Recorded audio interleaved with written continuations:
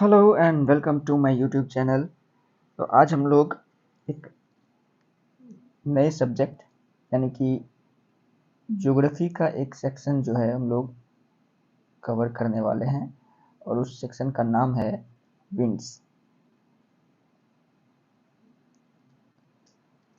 हम लोग बात करते हैं विंड्स की तो यानी कि पवन, है ना। तो पृथ्वी पर हमें वायुमंडल में दो तरह की पवनें दिखाई पड़ती हैं, ठीक है। एक है स्थायी पवनें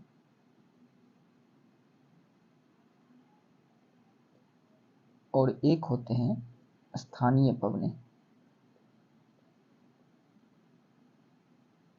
स्थानीय पवनें, स्थायी पवन की अगर बात हम लोग करते हैं तो इसको समझने के लिए हम लोग एक सर्कल लेते हैं। एक हम लोग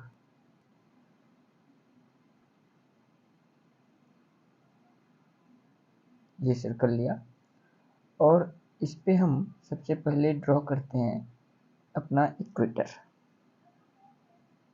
तो ये हमारा इक्वेटर हो गया। इससे ऊपर हम लोग यहाँ देखेंगे, ये हमारा 23.5 डिग्री हो गया और ये हमारा एक लैटिट्यूड हो गया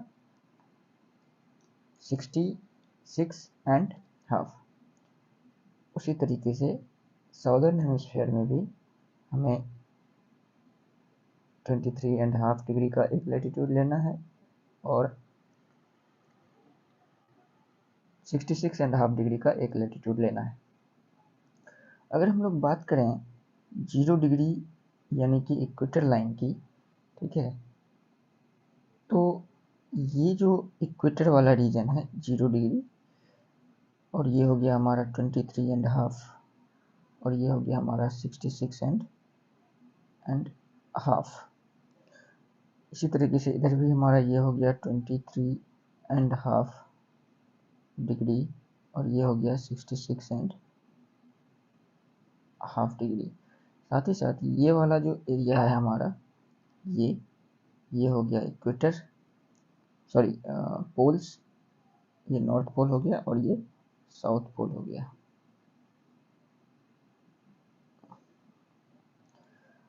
देखते हैं कि यहाँ पर 23.5 डिग्री के क्षेत्र में और 0 डिग्री के क्षेत्र में यहाँ पे कौन सा जोन है, तो यहाँ पर हमें लो प्रेशर जोन देखने को मिलता है, ठीक है। 23.5 डिग्री में हमें एक हाई प्रेशर देखने को मिलता है और फिर यहाँ पर एक लो प्रेशर बेल्ट और एक यहाँ पर हाई प्रेशर बेल्ट हमें देखने को मिलता है, ठीक है। सेम उसी तरीके से यहाँ पर हमें हाई प्रेशर बेल्ट देखने को मिलेगा, यहाँ पर हमें लो प्रेशर बेल्ट देखने को मिलेगा और ये वाला जो पोलर एरिया है यहाँ पर भी हमें एक हाई प्रेशर बेल्ट देखने को मिलेगा। तो जो अगर परमानेंट विंड्स हैं उसमें से एक विंड जो है वो इस हाई प्रेशर एरिया से इक्वेटर की तरफ चलती है, ठीक है। हाई प्रेशर एरिया से इक्वेटर की तरफ चलती है, लेकिन इक्वेटर की तरफ चलते हुए ये अपने दाईं ओर मुड़ जाती है ना। जो भी पवनें हैं वो इस प्रकार से पूर्व से पश्चिम की ओर बहती है।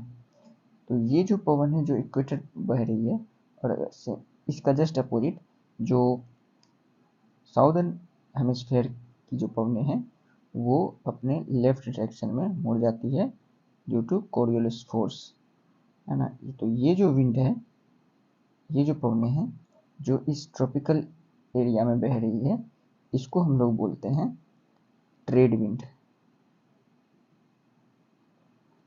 ट्रेड विंड्स, ठीक है। एक पवन इस हाई प्रेशर एरिया से इस लो प्रेशर एरिया की तरफ बहती है, ठीक है, इस तरह से।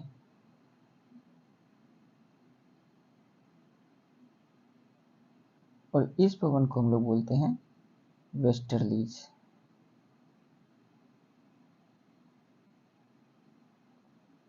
वेस्टर्लीज। और एक तरह की पवन जो इस एरिया में बहती है, इसको हम लोग बोलते हैं ईस्टर्लीज। ठीक है, इन पवनों को बोला जाता है ईस्टर्लीज। ईस्टर्लीज या इन्हें पोलर विंड्स भी कहते हैं। सेम इसी तरह से इस तरफ भी आपको सेम पवनों का अरेंजमेंट दिखाई पड़ेगा। ठीक है, वेस्टर्लीज और फिर ईस्टर्लीज। तो ये जो पवने हैं, इन पवनों को हम लोग बोलते हैं परमानेंट विंड्स। ठीक है, क्या बोलते हैं? परमानेंट विंड्स बोलते हैं, क्योंकि ये जो विंड्स हैं, ये विंड्स हमेशा सालों भर जो है पृथ्वी की सतह पर वायुमंडल में बहती हैं। और दूसरे तरीके का जो विंड है उसको हम लोग बोलते हैं लोकल विंड्स। लोकल विंड्स यानी कि वो पवने जो एक पूरी पृथ्वी पर ना बह करके पृथ्वी के किसी एक क्षेत्र में, ठीक है, किसी एक क्षेत्र में बहती हो। और सामान्य पवन जो स्थायी पवन है उनसे कुछ अलग कैरेक्टर शो करता हो, तो ऐसे पवनों को हम लोग लोकल विंड्स कहते हैं। आज के इस टॉपिक में हम लोग इस वीडियो में चर्चा करेंगे केवल और केवल लोकल विंड्स की, और उससे संबंधित जितने भी प्रश्न हैं उन्हें हम लोग देखने का प्रयास करेंगे। तो सबसे पहले बात करते हैं लोकल विंड्स की और उनके कुछ प्रकार की। स्थानीय पवनें किसी विशेष क्षेत्र में चलती है। इनकी उत्पत्ति स्थानीय वायु दाब में विविधता, आर्द्रता तथा तापमान के कारण होती है। कहीं कहीं इनकी उत्पत्ति भौतिक अवरोधों यानी कि जैसे पर्वत एक्सेट्रा के कारण भी होती है। ठीक है, स्थानीय पवन की संख्या बहुत अधिक होती है, फिर भी उनमें से कुछ मौसम विज्ञान के लिए अत्यंत रुचिकर होता है, क्योंकि वह प्रत्यक्ष रूप से समाज को प्रभावित करती है। इनमें से कुछ जो लोकल विंड्स हैं वो उसको कैटेगराइज किया गया है, जैसे कि कुछ को हम लोग सी ब्रिज या लैंड ब्रिज कहते हैं। सी ब्रिज या लैंड ब्रिज कहने का मतलब है कि ऐसी पवनें जो सी ब्रिज कहने का मतलब है कि ऐसी पवनें जो समुद्र से उत्पन्न होती है और जमीन की तरफ बहती है। ठीक है, अगर हम लोग सी ब्रिज की बात करें तो लेट्स सपोज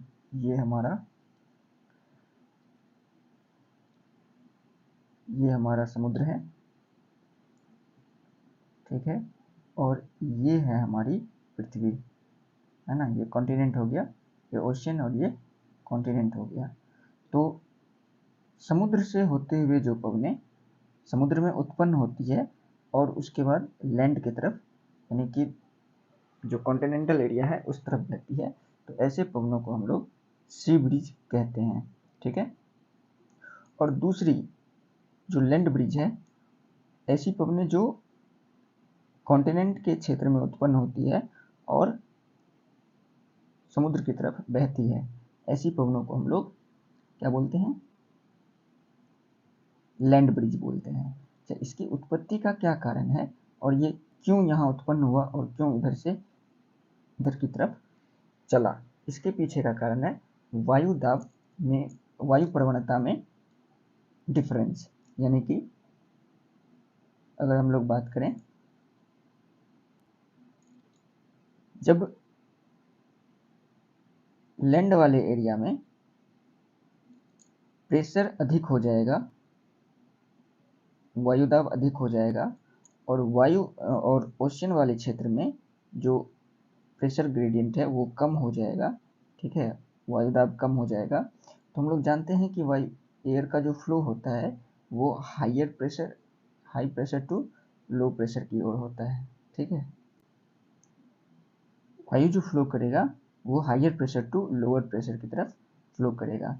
अब सोचने वाली बात यह है कि ओशियन में कब किस टाइम में प्रेशर कम होगा, प्रेशर कम होने का मतलब है टेम्परेचर का अधिक होना, ठीक है। टेम्परेचर कब अधिक होगा और कब कम होगा, इस तरह से हम लोग, ठीक है। तो आगे बढ़ते हैं। दूसरा है हमारा माउंटेन एंड वैली ब्रिज। एक सी ब्रिज एंड लैंड ब्रिज हो गया, और दूसरा इसी तरह का टाइप हो गया माउंटेन एंड वैली ब्रिज। तो ब्रॉडली अगर हम लोग डिफाइन करें, अगर हम लोग कैटेगराइज करें इसको, तो हमें कुछ इसी तरह के विंड्स देखने को मिलेंगे। या तो वो माउंटेन ब्रिज होगा, या वैली ब्रिज होगा, या फिर लैंड ब्रिज होगा, या सी ब्रिज होगा। कुछ इसी तरह के लोकल विंड्स हमें देखने को मिलेंगे। आइए अब आगे बात करते हैं और एक एक कॉन्टिनेंट को लेकर के बात हम लोग चलेंगे कि किस कॉन्टिनेंट के कौन से क्षेत्र में कौन कौन से लोकल विंड जो हैं वो प्रवाहित होते हैं, ठीक है। तो सबसे पहले हम लोग बात करेंगे अफ्रीका के लोकल विंड्स की, ठीक है। तो इस एरिया में हम लोगों को देखने को मिलता है कि एक लोकल विंड जो है वो हमें यहाँ इस एरिया में देखने को मिलता है।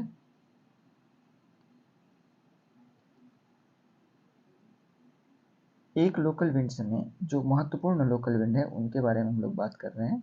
एक लोकल विंड में यहाँ देखने को मिलता है, ठीक है। और एक लोकल विंड में इस एरिया में यहाँ देखने को मिलता है। इनके अलावा भी बहुत सारे लोकल विंड्स हैं जो हमें, जैसे कि लीबिया में हमें एक लोकल विंड्स देखने को मिल जाएगा, ठीक है।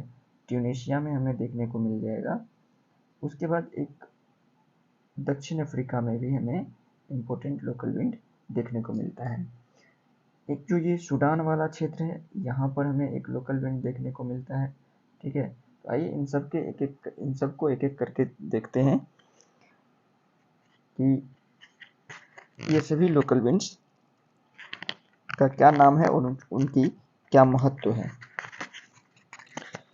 सबसे पहले अगर हम लोग बात करें यहाँ पर, तो ये जो पार्ट है जो इजिप्ट में लोकल विंड बहती है, इसका नाम है खमसिन।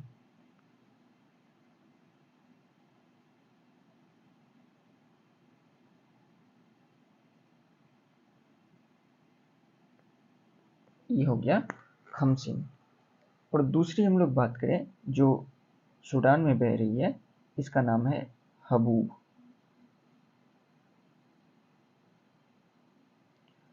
फिर दक्षिण अफ्रीका में बहने वाली जो विंड है, लोकल विंड है, इसका नाम है बर्ग, ठीक है। उसके अलावा जो यहाँ इस वाले क्षेत्र में, घाना के क्षेत्र में जो बहती है पवने, इसका नाम है हरमट्टन।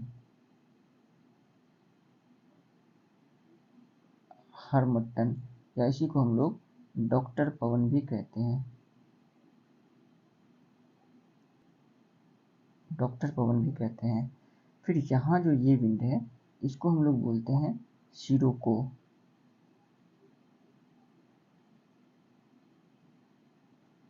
सिरोको। और ये पवन जो है, ये जब इधर से होकर के बहती है और भूमध्य सागर को पार करके जब यूरोप पहुंचती है, तो वहाँ पर ब्लड रेन करवाती है, ठीक है। सिरोको ब्लड रेन करवाती है। क्यों करवाती है? क्योंकि ये अपने साथ यहाँ से जो ये जो मरुस्थल है, सहारा मरुस्थल, यहाँ से जो लाल बालू अपने साथ लेकर के जाती है, चलती है, और ये पवने इस महासागर, जो भूमध्य महासागर का क्षेत्र है, वहाँ पर नमी गेन करते हुए आगे बढ़ती है। जब आगे बढ़ती है तो आगे वर्षा होगी, ठीक है। और वर्षा में जो बालू के साथ जो पानी के साथ जो बालू का कण गिरता है, तो वो लाल कलर का होता है। उस वजह से जो है इसको, इस रेन को ब्लड रेन कहा जाता है, ठीक है। इनके अलावा छोटे छोटे जो ये ट्यूनीशिया में बहने वाली जो ये लोकल विंड है, इसको हम लोग बोलते हैं ट्यूनिस। फिर अफ्रीका की बात करें तो सॉरी लीबिया की बात करें तो यहाँ पे जो है गिबली, ठीक है, क्या है, गिबली, गिबली ये लोकल विंड बहती है। यहाँ पे ट्यूनिस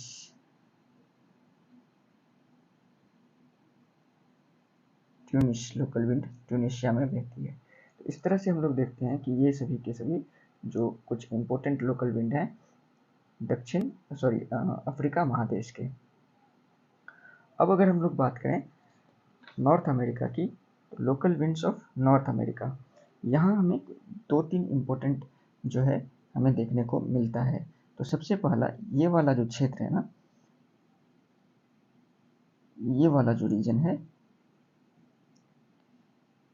यहाँ पर एक माउंटेन रेंज पाया जाता है जिसको हम लोग बोलते हैं रॉकीज, ठीक है, Rocky mountain range, Rocky mountain range.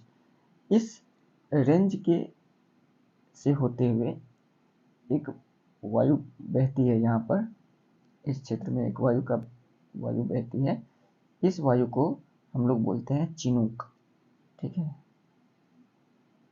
Chinook, ठीक है। अच्छा, ये जो अभी हमने पीछे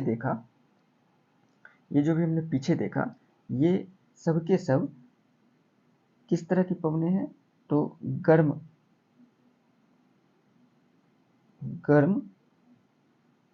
व शुष्क पवनें हैं, सभी के सभी शुष्क पवनें हैं, ठीक है, सभी के सभी गर्म एवं शुष्क पवनें हैं। यहाँ पर भी अगर हम लोग बात करें अमेरिका में जो चिनूक है, ये भी कैसी है, शुष्क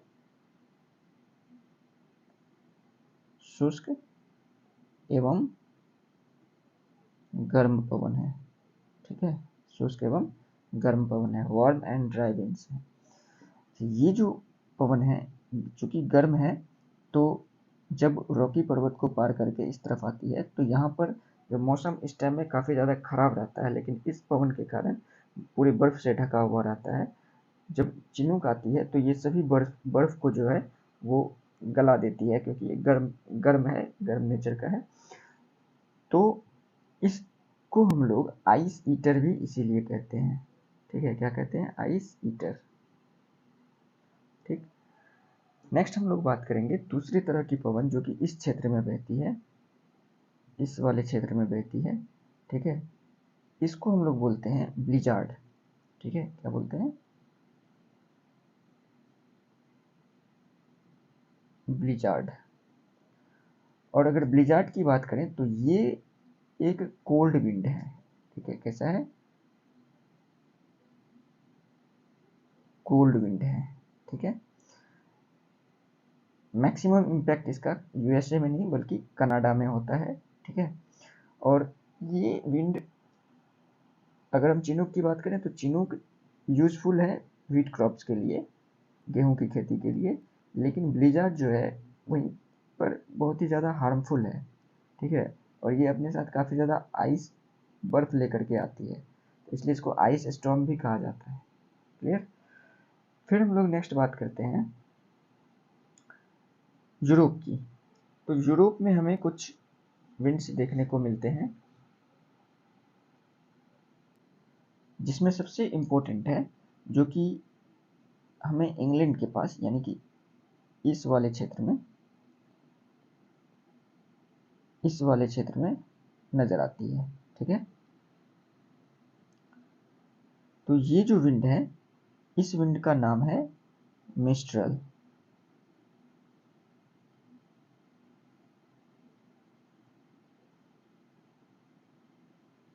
मिस्ट्रल। और मिस्ट्रल की बात करें तो ये भी एक कोल्ड विंड है, ठीक है, कैसा विंड है, कोल्ड विंड है। और मैक्सिमम इम्पैक्ट जो इसका पड़ता है वो फ्रांस के ऊपर, स्पेन के ऊपर, ठीक है, और कुछ हद तक इटली के ऊपर भी इसका इम्पैक्ट पड़ता है। ये भी अपने साथ आइस लेके चलता है, तो इसको भी आइस स्टॉर्म कहा जाता है, ठीक। दूसरी बात हम लोग करें दूसरे इम्पोर्टेंट विंड की, तो दूसरे इम्पोर्टेंट विंड जो हैं वो हैं फोन, ठीक है। जो ये स्विट्जरलैंड वाला जो इलाका है, ठीक है, यहाँ पर एक विंड चलती है जिसको हम लोग बोलते हैं फोन,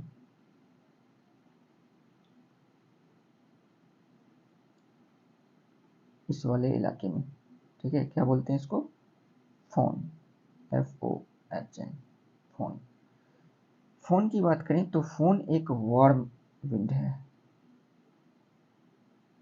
वार्म एंड ड्राई, गर्म एवं शुष्क पवन है। और ये क्या करेगा? अगर गर्म है तो टेम्परेचर को इंक्रीज करेगा, ठीक है। और इससे क्या होता है, जो ग्रेप्स का प्रोडक्शन है ना, ग्रेप्स का जो पकना है, रैपनिंग ऑफ ग्रेप्स, वो संभव हो पाता है। और सबसे ज़्यादा इम्पैक्ट जो है स्विट्जरलैंड के एरिया में इसका पड़ता है। साथ ही यहाँ पर जो ये वाला सी देख रहे हैं, अगर हम इसको इरेज कर दें तो यहाँ पे मैं आपको दिखा पाऊंगा कि ये वाला जो एरिया है, ये पूरा एरिया, दिस वन, ये जो एरिया है ये एक समुद्र है, सागर है। इसको हम लोग जानते हैं एड्रियाटिक सी के बारे में, एड्रियाटिक सी, ठीक है। तो एड्रियाटिक सागर में जो पवन बहती है इस क्षेत्र में, यहाँ पर, इसको हम लोग बोलते हैं बोरा, बोरा, ठीक है। फिर एक इम्पोर्टेंट विंड जो हमारा स्कैंडिनेवियाई क्षेत्र है, ये वाला, यहाँ पर हमें देखने को मिलता है, इसको हम लोग बोलते हैं हेल्म, ठीक। तो ये हो गए यूरोप के कुछ इम्पोर्टेंट विंड। अब नेक्स्ट हम लोग बात करेंगे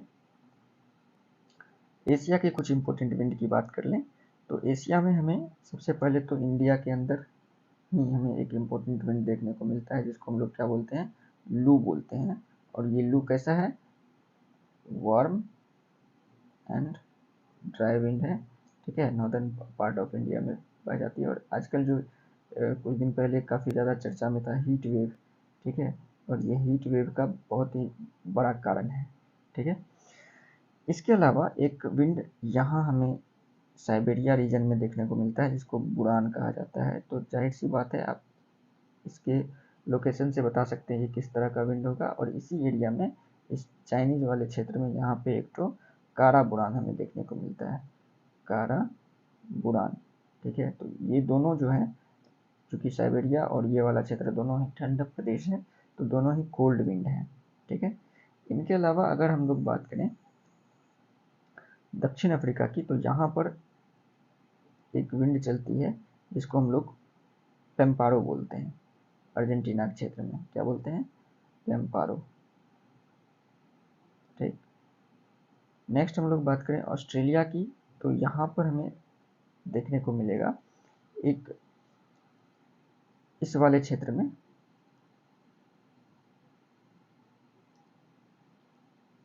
इस वाले क्षेत्र में एक विंड देखने को मिलता है जिसको हम लोग बोलते हैं ब्रिक फील्डर, ब्रिक फील्डर। तो ये था हमारा जो पूरा का पूरा कुछ महत्वपूर्ण लोकल विंड्स, ठीक है, प्रत्येक कॉन्टिनेंट में हमने देखा। अब हम लोग कुछ क्वेश्चंस की तरफ बढ़ते हैं और देखते हैं क्वेश्चंस किस प्रकार के पूछे जाते हैं। सबसे पहले है रॉकीज के पवनमुखी ढाल पर शुष्क हवाओं को क्या कहा जाता है? तो हमने भी बताया था, जैसे ये रॉकीज है, तो यहाँ से जब ऊपर चलती है हवा तो यहाँ पे बारिश करवाती है, ठीक है।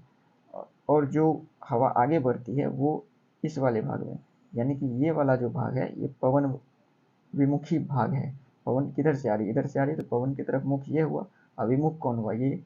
तो पवन विमुखी भाग पर बहने वाली हवा को क्या कहते हैं? तो जाहिर सी बात है, चिनूक कहते हैं, ठीक है। नेक्स्ट हम लोग बात करें घाटी में बहने वाली उच्च पठारों और बर्फ के क्षेत्रों की ठंडी हवा को क्या कहा जाता है? तो इसका जो आंसर है वो होगा अधोगामी हवा, ठीक है। घाटी में बहने वाली उच्च पठारों और बर्फ के क्षेत्रों में ठंडी हवा को क्या कहा जाता है? तो ऐसे हवाओं को हम लोग अधोगामी हवा कहते हैं, ठीक है। नेक्स्ट जो हमारा क्वेश्चन है वो है निम्न स्थानीय हवाओं में कौन सी सर्दी के मौसम में भी कोलोराडो में समृद्ध कृषि का कारण है? तो कोलोराडो में समृद्ध कृषि का जो कारण है, ठीक है, कोलोराडो में समृद्ध कृषि का कारण उन्हें बताया था, चिनूक के आने से बर्फ जो हट जाती है और उसके बाद मौसम काफ़ी साफ हो जाता है, जिसकी वजह से जो है गेहूं की खेती अच्छी हो पाती है वहाँ पर। नेक्स्ट हम लोग बात करेंगे अस्थायी पवनों के संबंध में कथन ए और बी पर विचार कीजिए और सही विकल्प का चयन कीजिए। तो कथन ए है, ये पवनें वर्ष भर लगातार निश्चित दिशा में चलती है। पश्चिमी एवं पूर्वी पवनें इनके उदाहरण हैं। ठीक है, कौन से पवन के बारे में बात कर रहा है? अस्थायी पवन के बारे में बात कर रहा है। तो हमने अभी बताया था वेस्टर्लीज और ईस्टर्लीज, सबसे पहले वीडियो के प्रारंभ में ही हमने बताया है। ठीक है, तो दोनों ही कथन जो हैं वो सही हैं, क्योंकि लगातार जो है एक ही दिशा में चलती है, अपनी दिशा परिवर्तित नहीं करती है लोकल विंड्स की तरह।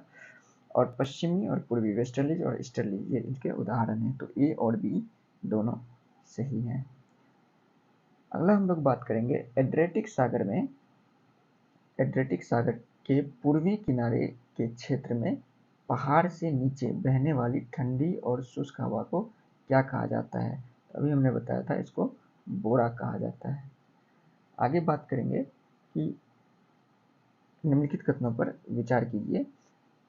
पहला है, वर्ष भर 30 डिग्री नॉर्थ और 60 डिग्री साउथ के अक्षांशों के बीच चलने वाली हवाओं को पश्चिमी हवा के रूप में जाना जाता है, वेस्टर्लीज ना।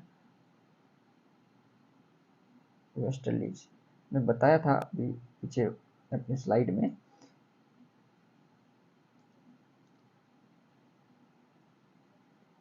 यहाँ पर ये देखिए 30 डिग्री यानी कि ये 23 डिग्री हमने माना था, 23 डिग्री और ये 60 डिग्री।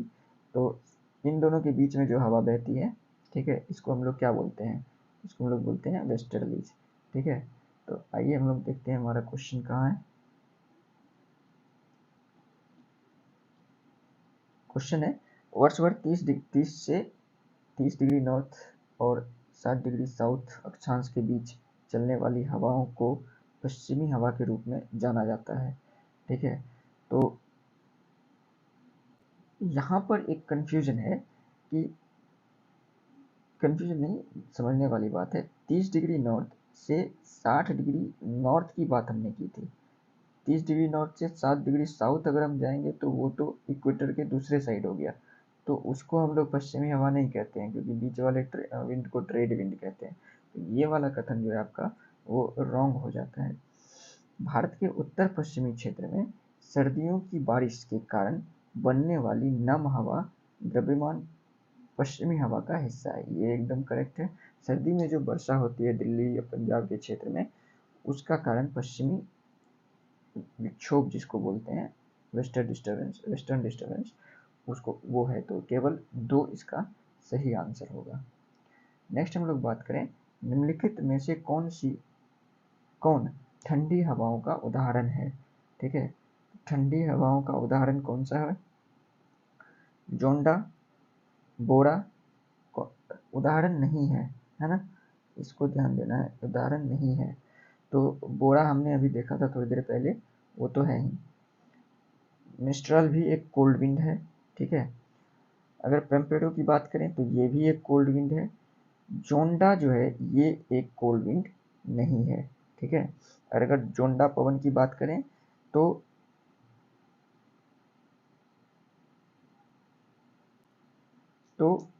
पेम्पेरो की भांति ये भी कहाँ बहती है? अर्जेंटीना में बहती है, अर्जेंटीना में बहती है, लेकिन ये एक गर्म हवा है। वहीं पे पेम्पेरो क्या है? एक ठंडा हवा है, कोल्ड विंड है। ठीक है, अगला हम लोग आइए बात करते हैं, स्थलीय समीर कब चलती है? तो यहीं पे मैंने क्वेश्चन के मैं आपको समझाने का प्रयास करूंगा यहाँ पर कि स्थानीय पवन जो है वो कब चलती है। देखिए, दिन के समय में जो स्थल वाला भाग है वो अधिक गर्म होगा पानी की अपेक्षा।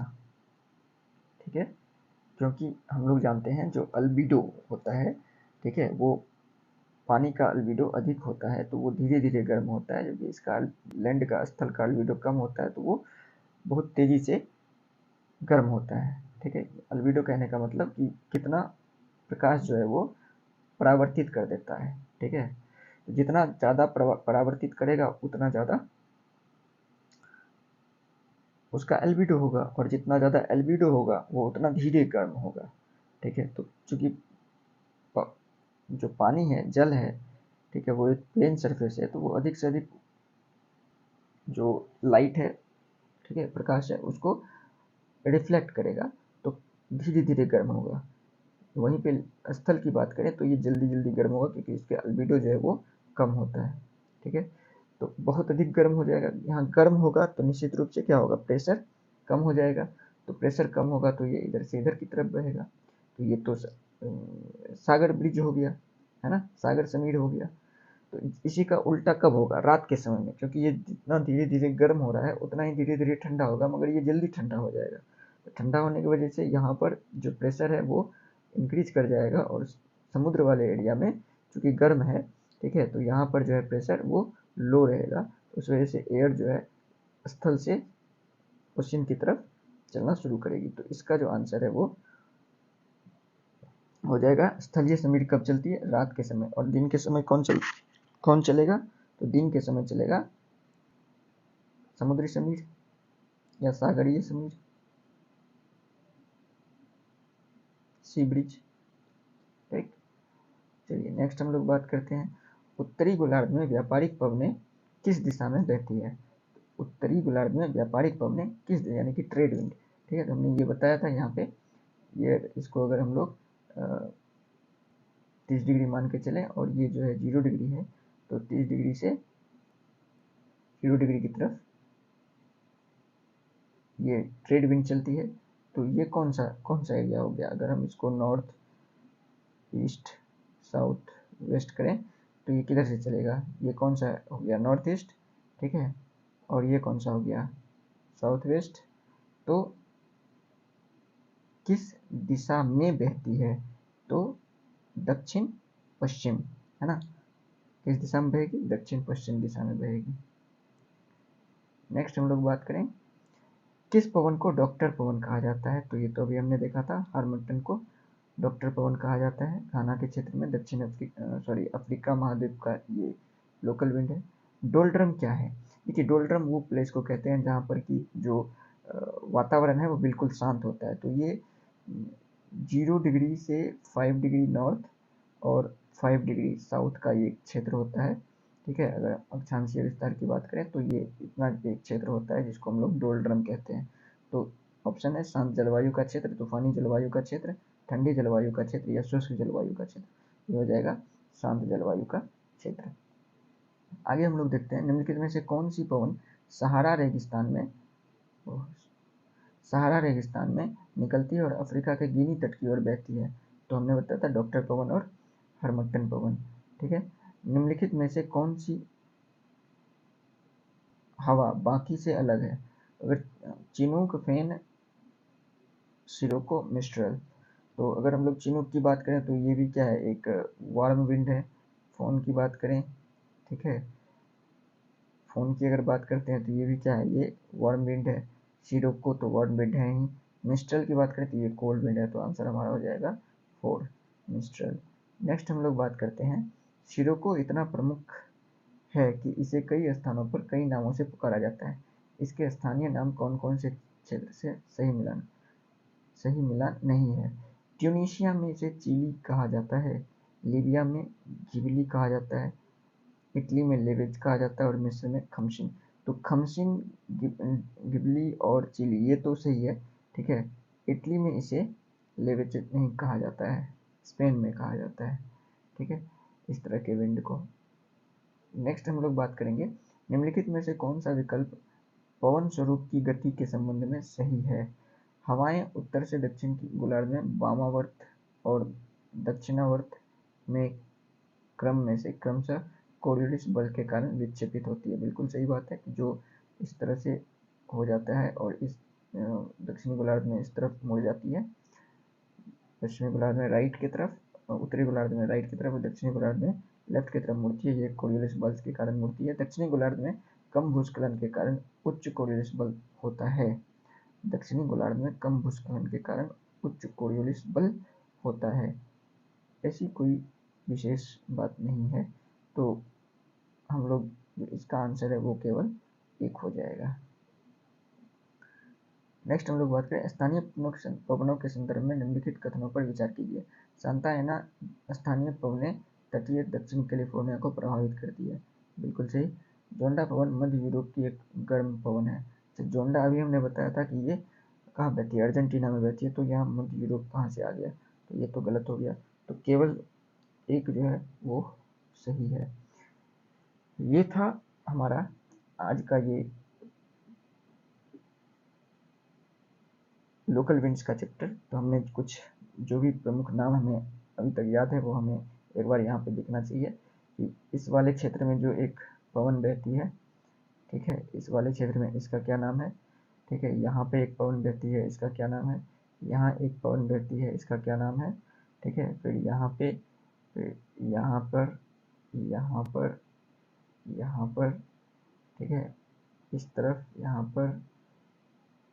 पर इम्पोर्टेंट पवनें हैं ये, इसको हमें ध्यान में रखना चाहिए। फिर इंडिया में एक बहती है, एक यहाँ, ठीक है, एक चाइना की तरफ यहाँ पे और एक यहाँ।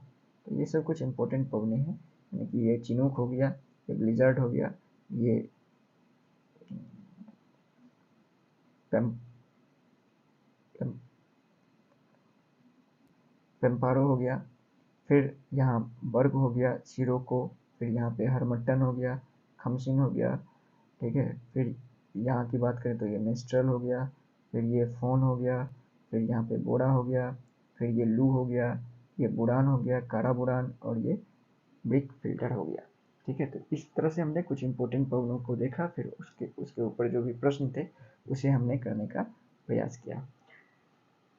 अब हम लोग इसके अगले वीडियो में कुछ और क्वेश्चंस जो है वो करेंगे। वीडियो अगर आपको पसंद आती है तो चैनल को सब्सक्राइब जरूर कर लें, वीडियो को शेयर करें